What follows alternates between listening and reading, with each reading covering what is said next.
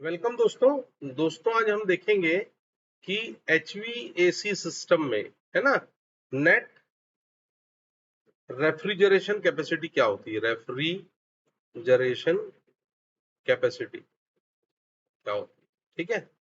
Refrigeration capacity क्या होती है। तो दोस्तों इसको नेट रेफ्रिजरेशन कैपेसिटी ये भी टीआर में ही निकलती है। दोस्तों इसको निकालने का तरीका क्या होता है ये हम देख लेते हैं। तो दोस्तों आपने चिलर प्लांट देखा होगा। चिलर प्लांट में क्या होता है, ठंडा पानी सप्लाई होता है ना, और वो दूसरी चीज को जाके ठंडा करता है। तो इसकी नेट रेफ्रिजरेशन कैपेसिटी अपन टीआर में निकालेंगे। तो सबसे जरूरी इसका जो फॉर्मूला होता है दोस्तों, देखो टीआर टीआर ऑफ चिलर मान के चलिए, mass flow of water into specific heat of water into delta of water, delta T of water degree centigrade में, डिवाइडेड बाय ये तो टोटल हीट आ गई, this is total heat, divided by आप इसको 3024 से डिवाइड कर दोगे।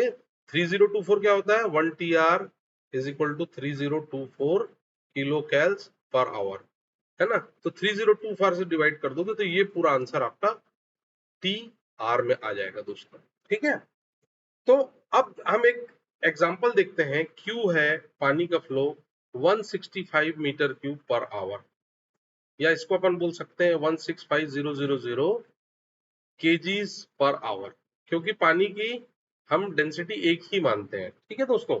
अच्छा, अब क्या है, इसका जो पानी का टेम्परेचर जो था ठंडा और गर्म, है ना, ये पानी का ठंडा और गर्म टेम्परेचर कितना था, 8.8 डिग्री सेंटीग्रेड गर्म वाला टेम्परेचर हॉट पानी का, और 7.2 जो डिग्री सेंटीग्रेड कोल्ड का था, ठीक है। तो डेल्टा टी कितना आ गया दोस्तों, डेल्टा टी आ गया 8.8 minus 7.2 degree centigrade, so this is equal to 1.6 degree centigrade. तो पहला टर्म हमारे पास आ गया, ये आ गया।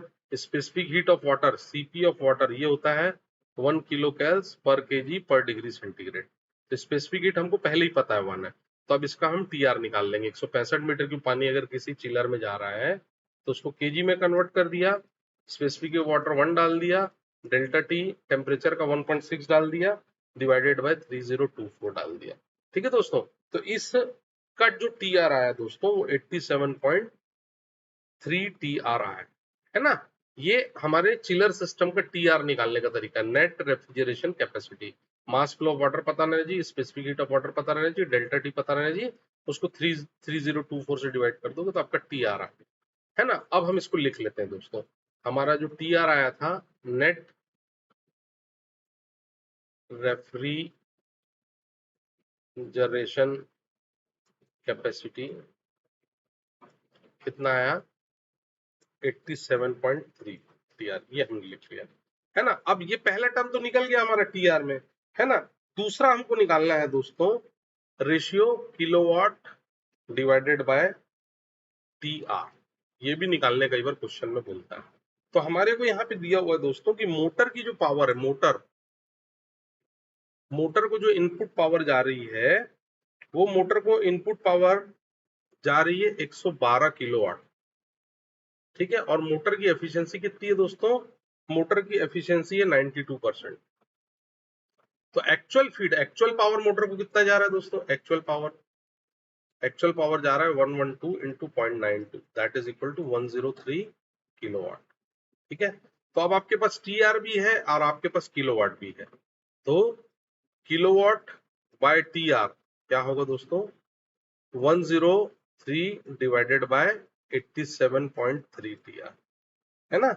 तो ये आ जाएगी वैल्यू दोस्तों 1.18 किलोवाट पर टन ऑफ रेफ्रिजरेशन, मतलब इतना पावर खा रहा है मोटर कंप्रेसर, है ना, इतना आपको रिजल्ट देने के लिए। एक ये हो गया। तो अभी पहला हमने क्या निकाला था, फर्स्ट थिंग हमने निकाला टीआर, फर्स्ट थिंग हमने निकाला,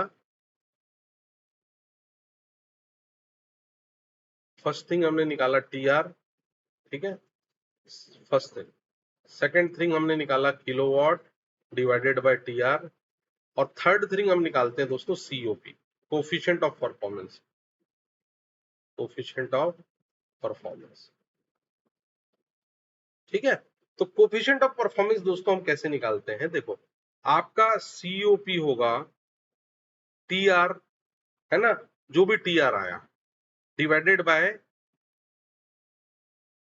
कोफिशिएंट ऑफ परफॉर्मेंस होगा जो भी TR आया डिवाइडेड बाय जो एक्चुअल किलोवाट, ये वाला जो किलोवाट है ना, कितना है 103 किलोवाट, है ना। और ये चूंकि किलोवाट में है तो टन्स ऑफ रेफ्रिजरेंट को भी आपको किलोवाट में कन्वर्ट करना पड़ेगा 3.516, तो 87.3 इंटू 3.516 डिवाइडेड बाय 103, ठीक है दोस्तों। तो अब ये क्या हो गया, जब आप इसको डिवाइड करोगे ना दोस्तों तो ये वैल्यू आएगी 2.98 is your COP, coefficient of performance.